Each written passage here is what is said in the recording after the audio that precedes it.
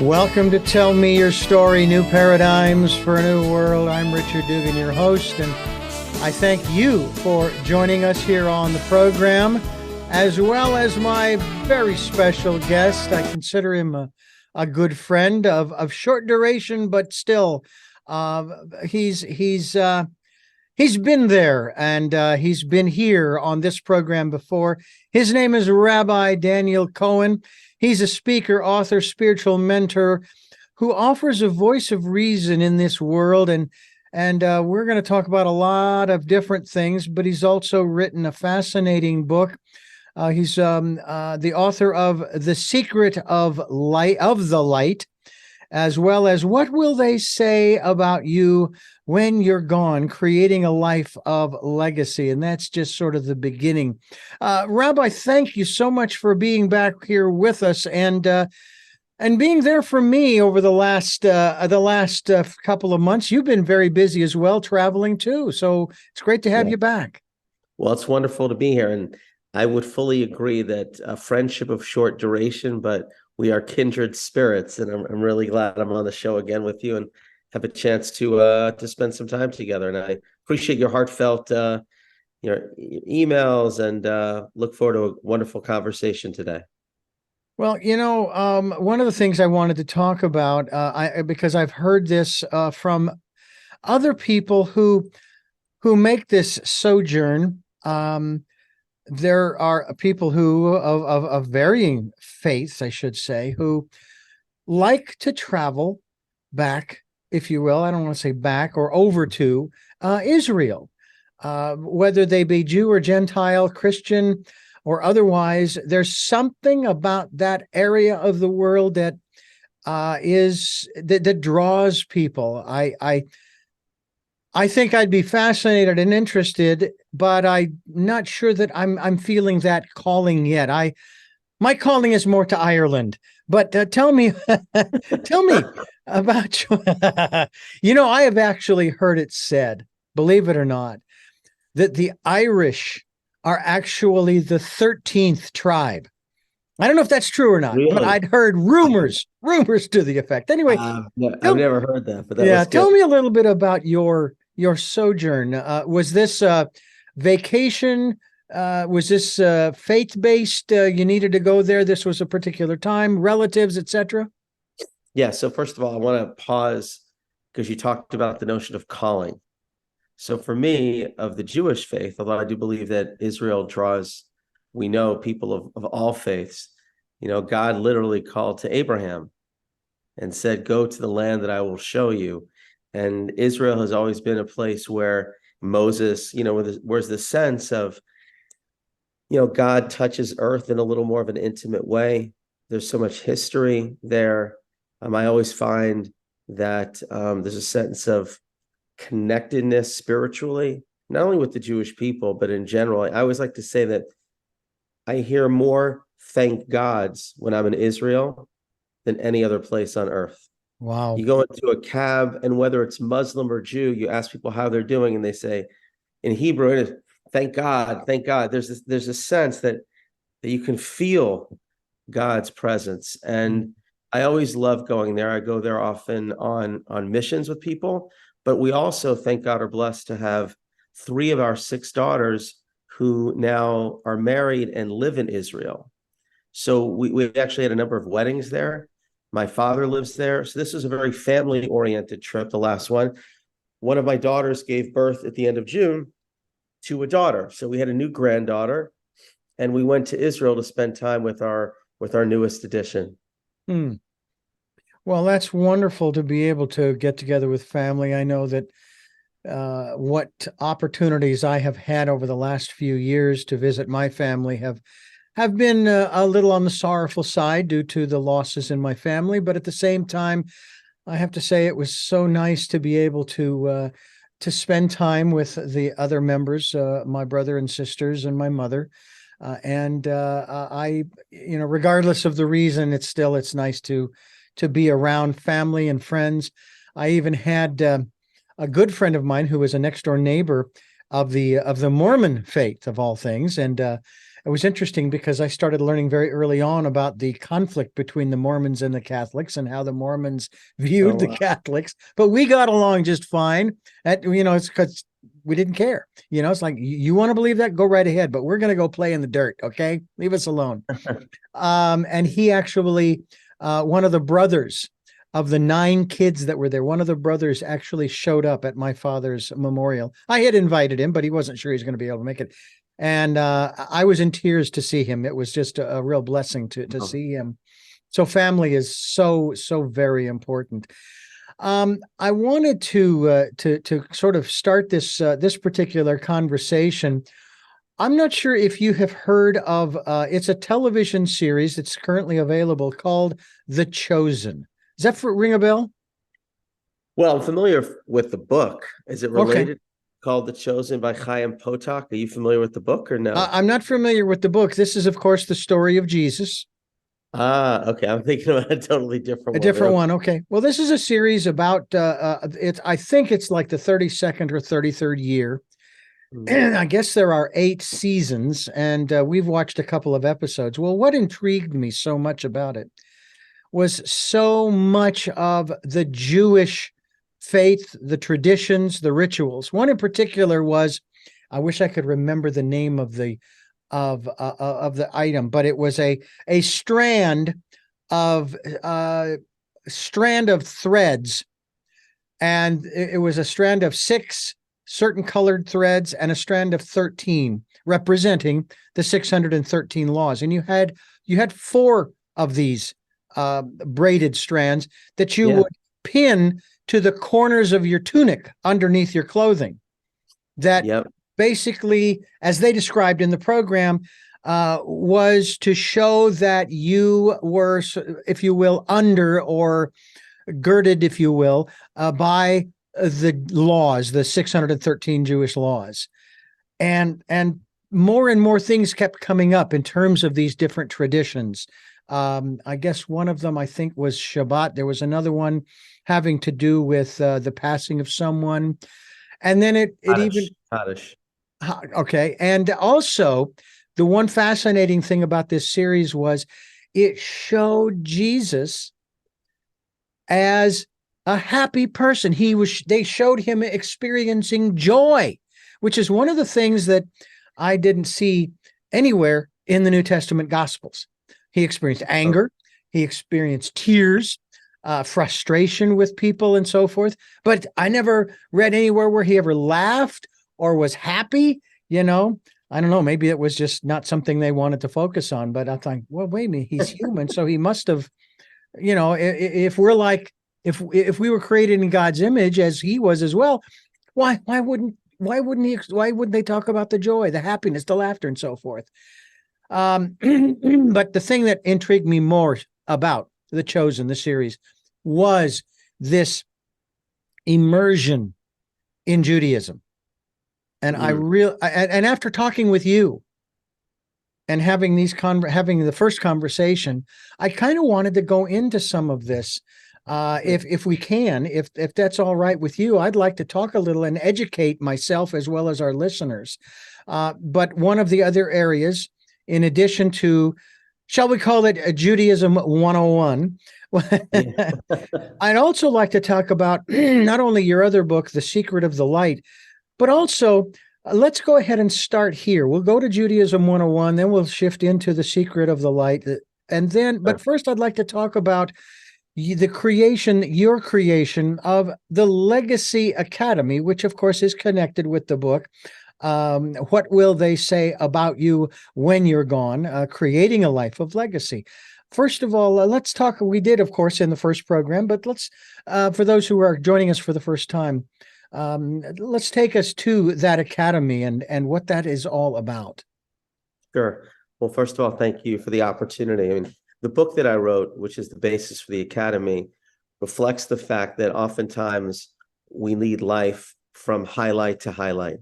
There's a moment of joy, there's, God forbid, a moment of tragedy, and people begin to get really focused on what's truly important, the blessings that they have.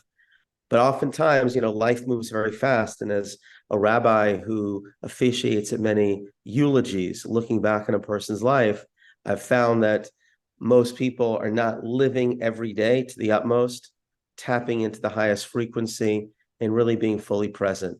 So the book, thank God, has been very well received. And the concept of the book is I help people identify their best self, the kind of life they want to lead. And then I take them on a journey of 7 principles to reverse engineer their lives so they lead the lives now for how they want to be remembered.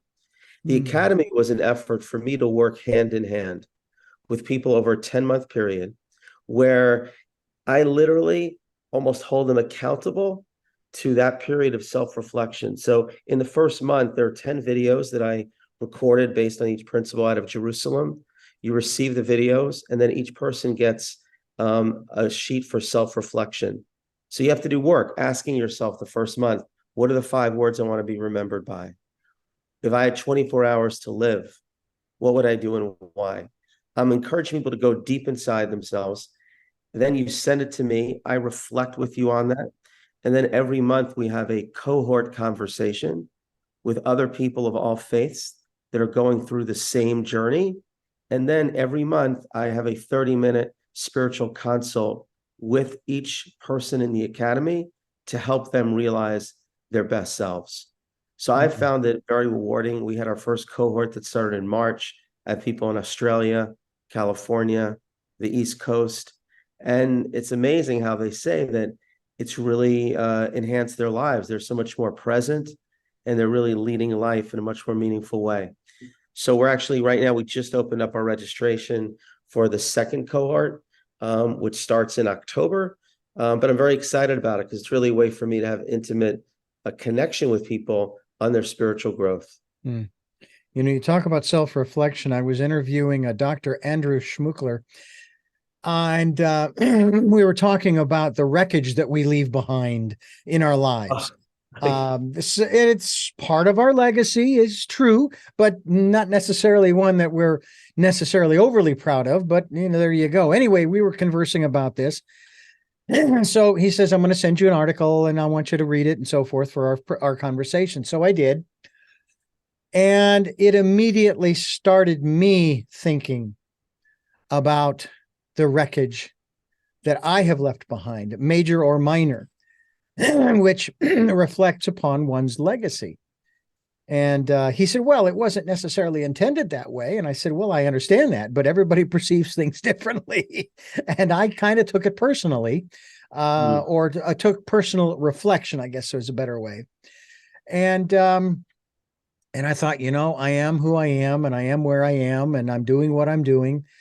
And there are certain ways of, and I don't know if this is the appropriate term or word to use, but there are opportunities for us to sort of atone for some of the wreckage, as his description is, that we have left behind in terms of, in my case, you know, I've been divorced once, and pardon me, and different things along my path. Sort of to, I don't know, there's the concept, of course, I'm sure you're familiar with it anyway, of karma, and sort of, okay, my ship has filled with water, my wreckage, and I need to toss some of this overboard so that my ship will rise up. So I'm back to the water line on sailing, so it's not drudging through the sea. And there are ways for us to sort of, I don't know, undo or fix. We can't go back and not have those in our lives because it doesn't work that way. In the Jewish tradition, that's sort of the same thing when you, so to speak, cross the line. I'm trying to think of a simple term to use here. Sort of cross the line and you kind of poke a hole in your own personal integrity, spiritual or otherwise. And it's like, okay, how do I fix this? You know, how do I make this right with God? How do I make this right with myself? Is that a process that is also part of this lEGACY aCADAMY in terms of teachings? Yeah, I mean, you actually put a lot out on the table right now, but let me see if I can reflect back. One of the challenges that we all face is when we make mistakes, when we do things that are wrong, we are held captive by those. And we do have a responsibility. God is oftentimes more forgiving than another human being. If I, for example, stole from somebody, or I was, I maligned somebody in some way, I can't ask for God to grant me forgiveness for what I did to another human being. That's an amend that I need to make with that other human being. And Judaism teaches in that case that the person who is the recipient of my gesture of asking for forgiveness, has to be magnanimous. And if I approach that person 3 times and say, I'm truly sorry, and I do the best that I can to make amends, whether it's financial, whatever it is, and that person after 3 gestures refuses my overtures, then the burden is on him, and the burden is no longer on me. So it's important to do what you can. Now, when it comes to God, God is actually very forgiving in a sense that we have a concept called Yom Kippur, which is the Day of Atonement. And every year, if we come before God with a real sense of remorse, and we recognize, there are 3 steps that I call the 3 R's. I recognize what I did wrong, I regret it, and I resolve not to do it again. Then God looks at us where we are right now. He doesn't say, oh yeah, you said that last year. He doesn't. He says, if I sense your sincerity now, God grants forgiveness. And we have to recognize, which is very important, and this is part of the lEGACY Academy, is that sometimes God has more faith in us than we have in ourselves. In other words, if God gave me a new day today with new life and new light and possibility, don't waste this day regretting what I did yesterday. Use this day to now try to choose life and make my life better. Because I can't truly change everything. But what I can do is seize the opportunity right now that in a place of darkness, not to get rid of the darkness by trying to fight it, but rather by increasing a little more light in my life. And that's a very life-affirming approach, and that's an approach that is infused within the lEGACY Academy. Because a lot of people are anxious about the future, they're worried about the past, but they're literally missing the most important moment, which is the moment that we're experiencing right now. Yeah. And it's very unfortunate. It is part of the process also, not only seeking forgiveness from maybe the person that we have offended, if you will, and God, but what about forgiving oneself? Is that a part of the process too? And how important is that? For sure. I mean, you have to speak to the other individual. I mean, there has to be a real, and you said this, by the way, also, when it comes to the notion of transcending either mistakes or things that we did, there are 3 relationships we have to focus on. The relationship between me and God, the relationship between me and the other human being, and the relationship between me and myself. In other words, being able to overcome sometimes the guilt that I might feel and recognize that, there's a new opportunity. One of the stories, I'll share a beautiful story with you. It's called the white ribbons. I don't know if you've heard of this story before, but it's a story. I'll tell you the book when I can remember it, but it's about a fellow who's on a train, and he sees a young kid who looks very sad or very, very depressed. And this fellow goes to the individual who's on the train, and the fellow goes to the kid and says, what's bothering you? And he could tell like the kid is very anxious and very sad. And he says, a number of years ago, I did something that really upset my family. And I really felt that my father kind of kicked me out of the house. And I don't know whether or not there's ever any chance for amends. And I told my dad that I really would like to try to make amends with him. So I sent my father a letter. And I said, I know you're probably still very upset with me, but I'm going to take a train and I'm going to stop by this town. And I'm going to look out at the oak tree that we used to play on. And if there's a white ribbon on the tree, I'll know that you've forgiven me. But if there's no white ribbon, I won't get off the train, and I'll still continue. And he says to this older fellow, I'm afraid to look. I'm afraid to look. So the older man says to him, look, I understand it's hard, but I'll look for you and I'll let you know whether there's a white ribbon on the tree. So the name of the town they're going to is Smithville.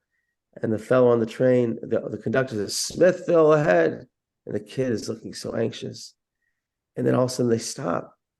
And the old man says, son, the tree is covered in white ribbons. The tree is covered in white ribbons. And sometimes we're so anxious and nervous about whether or not God will forgive us, but God is a loving Father. And if there's real sincerity in our heart, God's going to shower us with white ribbons and saying, I love you, I believe in you, and you have a new lease on life to try to make your life better. Rabbi Daniel Cohen is my guest here on Tell Me Your Story. I'm Richard Dugan, and we're here with Rabbi Daniel Cohen talking. First of all, we've been talking about, of course, the lEGACY Academy, which I think that would be a very interesting, and it is sort of an online kind of thing. So I guess you can. Yeah, I'll send you the information. Yeah, that'd be, absolutely. And it's RabbiDanielCohen.com. Am I got that website correct? That's correct. Yep. All right. And we'll be linked, as we all said in the last program and last conversation as well. I'd like to touch upon one other thing as far as one of these stories from, and because it's so fresh in my mind, the television series, The Chosen. One of now, bear in mind, the thing that really struck me about this program was all of the wonderful, I have to say it myself, for me personally, the immersion into Judaism and the things that I was picking up and questions that would come to my mind as I'm watching this program and these different elements were brought. But the story you told is similar in that one of the disciples, and again, these were still practicing Jews, and I think it was the tax collector. I think it was Matthew. Anyway, doesn't matter.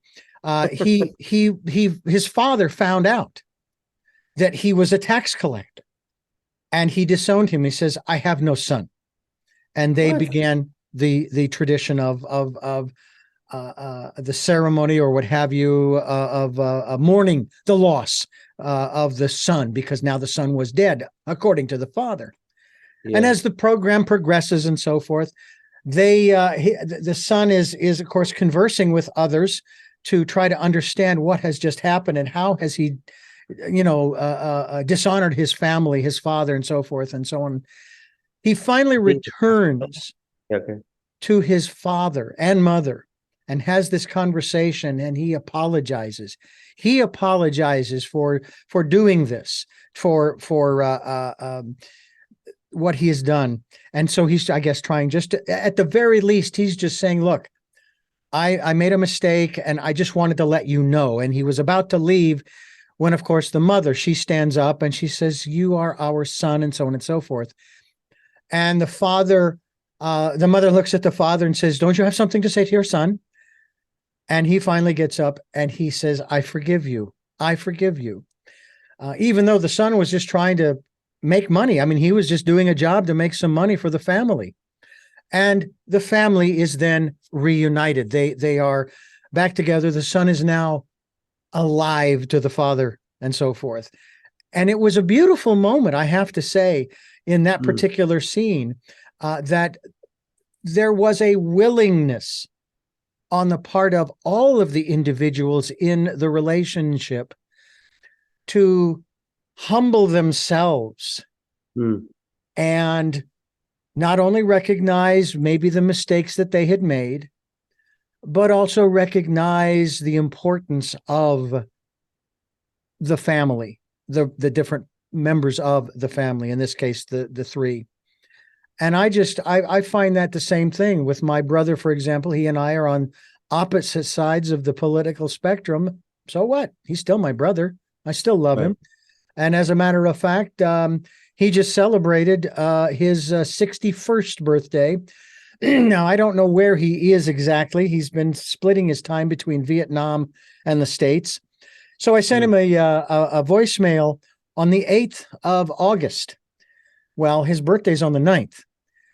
But I sent a voicemail wishing him a happy birthday. And then I sent another one saying, oh, by the way, the first voicemail is legitimate, especially if you're still in Vietnam, because it is your birthday where you are. He was already across the international date line. All right. But I find it fascinating that in our country in particular, there is this ideology that people take on, and it's more important to them than the relationships that they have in their families. And it's really kind of a sad thing. Yeah, I mean, I believe strongly, again, that going back to the notion of faith, that our role, whatever faith we are, is to emulate God. And think about it for a moment. There's a lot that we do that may not necessarily please God, but God still infuses us with his breath, with his life every day. And rather than dig for the dirt, because there's a lot of it that we have, God mines for the gold. He finds the positive. And he recognizes that the totality of a human being is not defined by their political position. It's defined by so many other elements of who they are. And I think that when we are able to infuse more faith, people will realize that I can disagree without being disagreeable. I can find a way to listen to somebody else truly without prejudging them, without being judgmental, and with understanding that we're all part of one family. I mean, it's tragic that, in America, it's happening, unfortunately, a little bit in Israel, it happens all over, where people are in their own echo chambers, and they believe that anybody who has a variant opinion poses an existential threat to the country. Okay, be a Democrat, be a Republican, be for Trump, be for Biden, but that doesn't mean you're an existential threat. That doesn't mean that I should hate you. I respect you. I may not agree with you, but I do think that part of the road back is not only faith, but I think you said it well, is humility. There's a beautiful Jewish concept. We pray for peace all the time. And there's a fascinating Jewish tradition that when we offer one of the prayers for peace, we take 3 steps back. And one of the concepts behind that is, in order to truly create peace, we have to make room for others. We can't be like right there. You have to say, you know what? I'm going to create a space for you in my life. And that's one of the greatest expressions of love, is knowing that he respects me, he cares about me, even though he may disagree with me, but he's creating a space for me in his or her world. Look, I pray for it all the time. I believe that day will come, but we definitely need a lot of work. Yeah. Oh, that's true. There's always room for improvement, as I like to say, in spite of how many interviews I've done and what I've learned from each of my guests. By the way, folks, I have actually gotten the Audible of Rabbi Cohen's book having to do with legacy. I have it on my in my library. What will they say about you when you are gone? Creating a life of legacy. It is available. And Rabbi, you do a great job of reading your own work. It makes it easy in that respect, especially when you're telling some of the stories of your life. I really enjoyed it. I really did. I have to say, it was. And it's funny too, because I then went back and I reread another one of my good friends' books entitled the Mosaic, which also deals in the very first chapter with the loss of his father, which of course I have now experienced, and it was like, okay, I don't know if I can finish this chapter because this is just a little too close to home. It's like, no, go ahead. It's all right. It's all right. You need to deal with this stuff. So I love listening in the car as I'm traveling. And like I said, you did a great job. We're talking with Rabbi Daniel Cohen. RabbiDanielCohen.com is the website, and we'll be linked to that as we continue here on Tell Me Your Story. I'm Richard Dugan, your host, and we are conversing about Judaism. We touched upon the Legacy Academy a few moments ago. I want to talk a little bit about the secret of the light. Give us a little synopsis, and let's dive into the backstory, if you will, of what that's all about, and how we want to learn what the secret is. You want me to tell you? Okay. Well, I'm torn. I'm torn because I don't want to. It's like spoiler alert, or you know what? You're going to have to read the book. But give us a little background. I'll give you the background. So, the genesis for the book was a friend of mine about 20 years ago.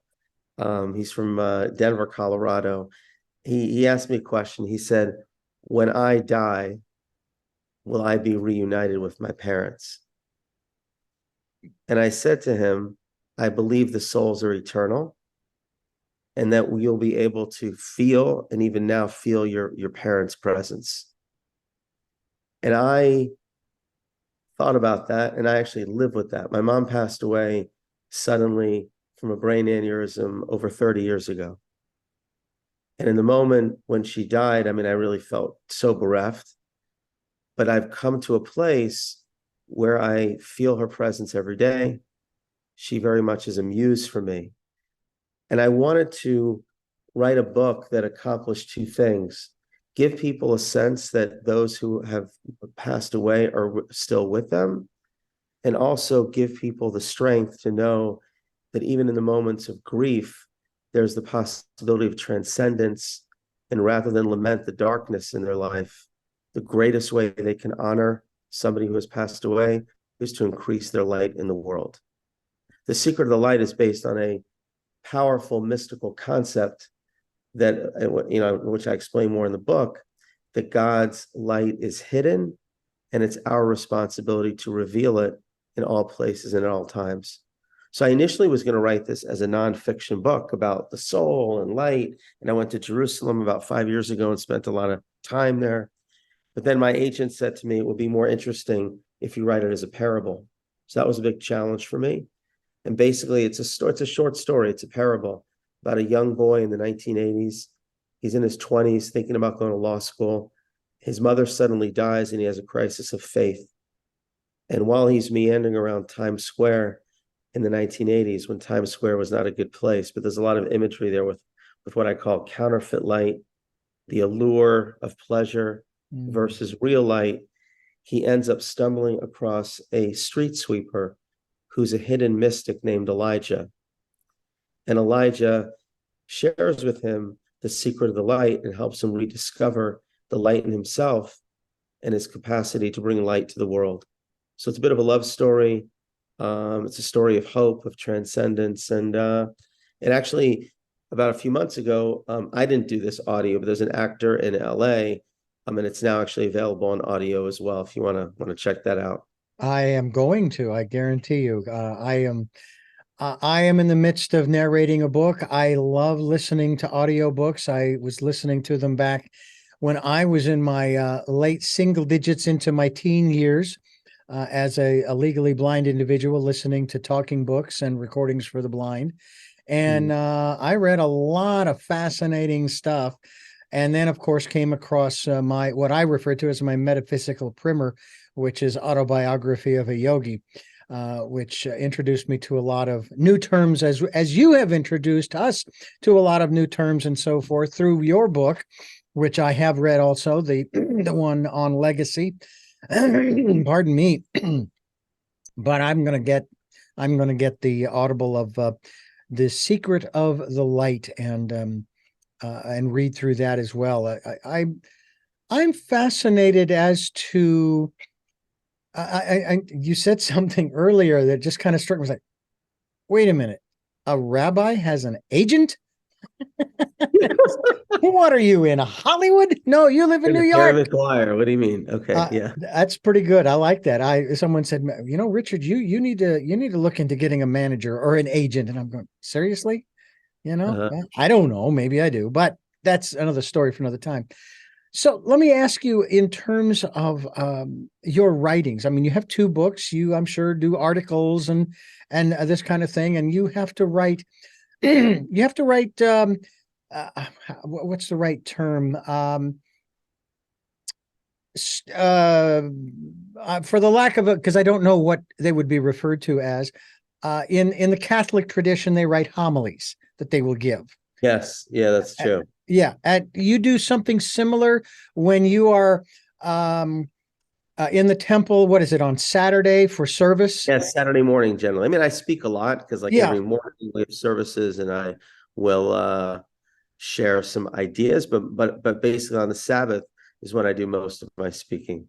and is there a tone that you a message, a common thread that you try to put through, or is it do you try to find a sort of a different moral to the story each time? Um, I'm a big believer that if something resonates in my heart, then it'll resonate in somebody else's heart as well.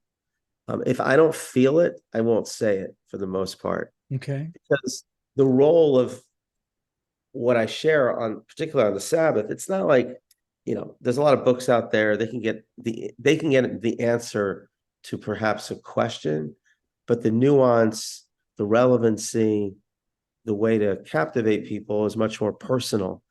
I'm a big believer also in don't say what you don't need to say.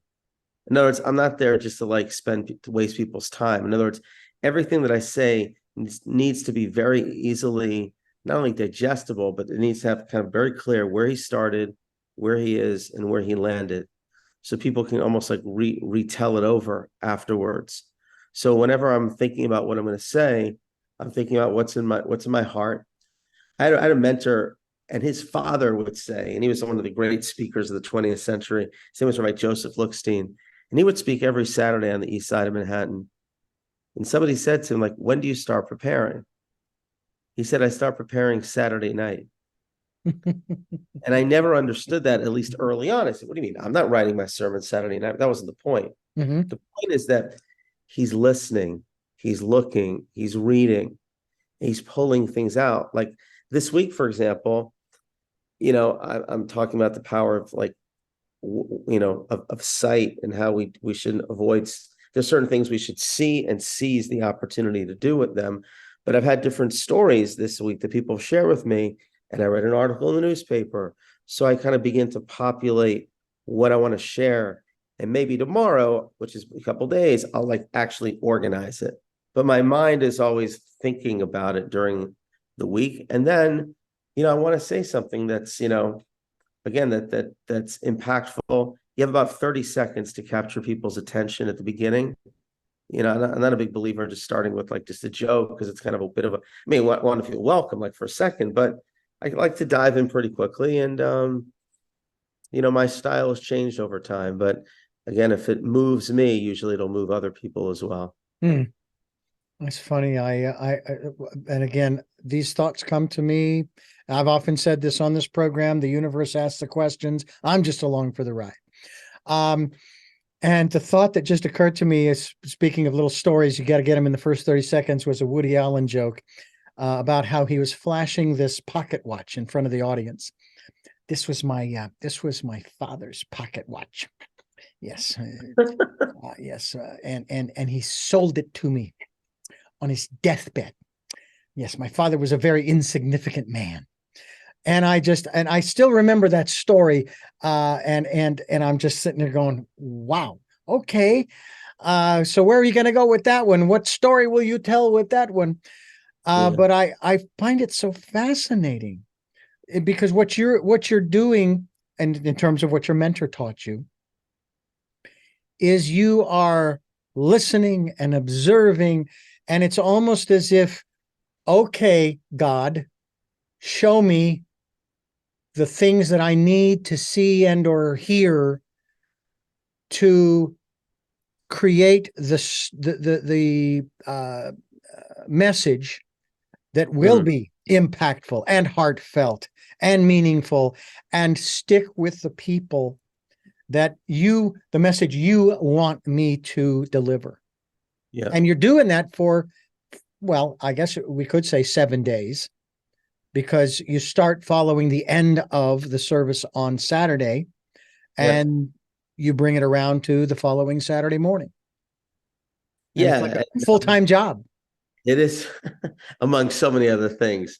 But one of the greatest blessings is that the source that I draw from is, divine. It's the 5 books, it's the Torah. So there's always new ideas. And I'm always a different person. I said to somebody once before, there's a famous story of somebody who said, how can I pray the same liturgy every day? And the rabbi said to him, it's the same liturgy, but you're different every day. You're at a different place in your life. There's still things that are going on in the world. So the opportunity to create that new bridge to an eternal text and make it relevant is a very exciting thing to do and very refreshing. Yeah. My wife has often, and I do mean this, she has often asked me the question if she has changed, if I have changed. And and my answer every single time is, well, yes, of course. I'm not the same person I was yesterday, let alone the same person I was 25 years ago when we met. And so to be different than I was yesterday or 25 years ago, there's nothing wrong with that. But for some reason, there are those who they question this whole aspect of personal. I'm going to change, yes, but a transformation is what I like to call it, because someone said to me once, if you stick with the word change, it means the person can change back. Well, no, that's not true, because you're still not the person you were yesterday, whether you like it or not. And I'm wondering, is there a way to sort of let people know, look, you do change. We all do. But if you're changing and growing and transforming into a better person, this is what Miss Dr. Schmuckley shared in his the work that he does about a better human story, which is his term. Then that's wonderful. It's okay to change. Whereas a lot of people, John Denver said once in one of his songs, changes somehow frighten me. Still, I have to smile. It turns me on to think of growing old. And this is going back to the 70s when I listened to this. And I thought at that time, and I still think of it today, I feel the same way. Talk to us a little bit about your perspective on just your change and how you have grown and so forth. I mean, obviously, you're different today than you were 25 years ago, let alone, shall we say, 25 minutes ago. Well, now that I'm talking to you, I'm a different guy. Look, I think that Socrates said this, but it's a very Jewish idea in general, is that, the unexamined life is not worth living. I mean, part of it is that when we take time, and I talk about this in the lEGACY aCADAMY too, I call it seizing meditative moments, which is finding time every day at the beginning and the end to reflect on who I am, who I want to be, what are the new people that have come into my life, what are the new things that I've learned. Then you're able to reassess and actually grow from the experiences. It's a funny story. Like the pilot gets on the phone on the airline and the airplane and says, "I have good news and bad news. The good news is we're making great time. The bad news is we don't have any idea where we're going." So I love that. So for a lot of people in life, like they make, oh my God, I got here, I moved there, I'm making great time. But what are you accomplishing? Yeah. What are you doing? What did you do today that was worthy of future memory? Yeah. And when we ask that question, I've found that I'm constantly changing. I'm constantly thinking about, I'm taking an assessment. Nobody in their right mind would not go to a doctor for years you go, you want to check out, how's my health, how's my blood, you exercise, you monitor your body. There are a lot of people that monitor their financial well-being. But a truly extraordinary life is somebody who's monitoring their soulful life, their spiritual life, and understands that we are here to grow.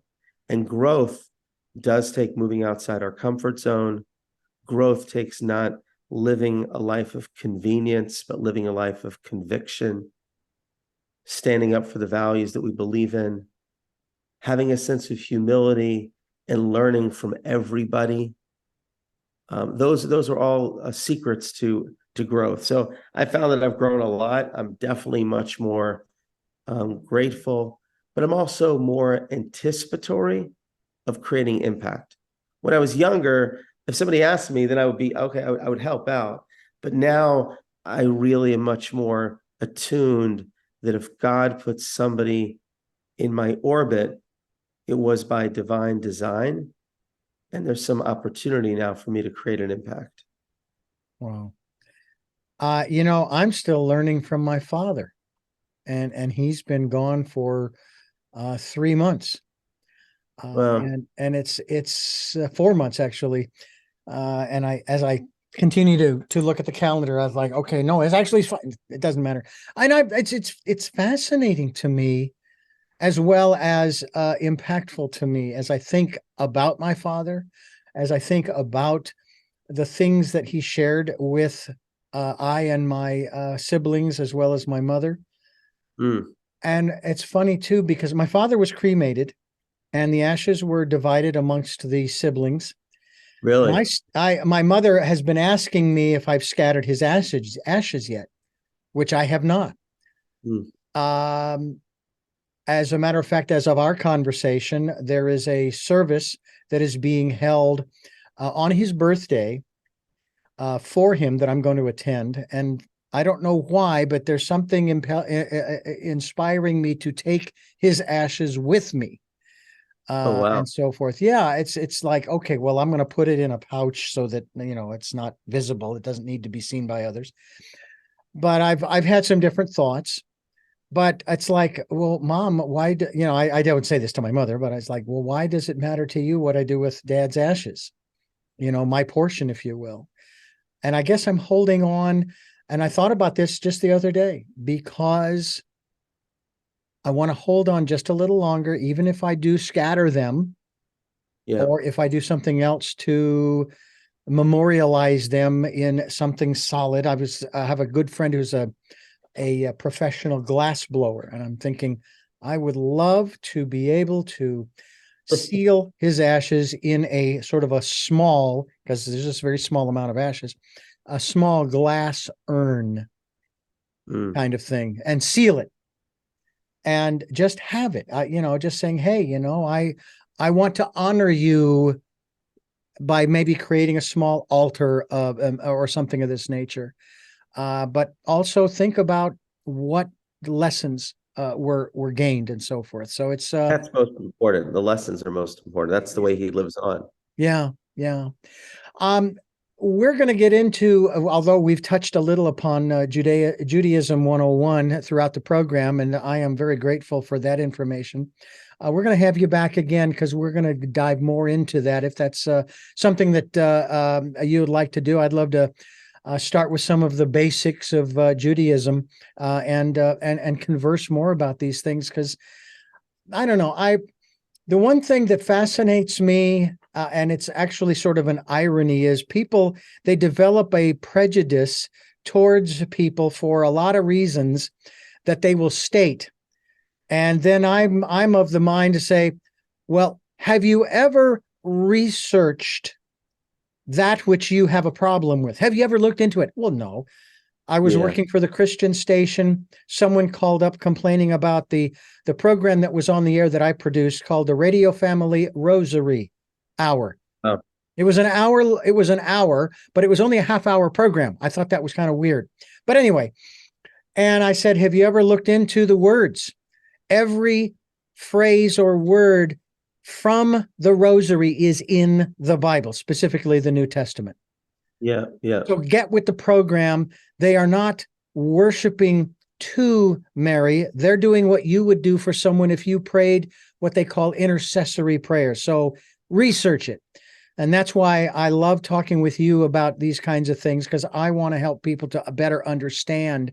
And I'm hoping to get maybe a representative, if you will, an imam from the Islamic faith and so forth and so on to converse about these things. And I really do appreciate what you have shared with us.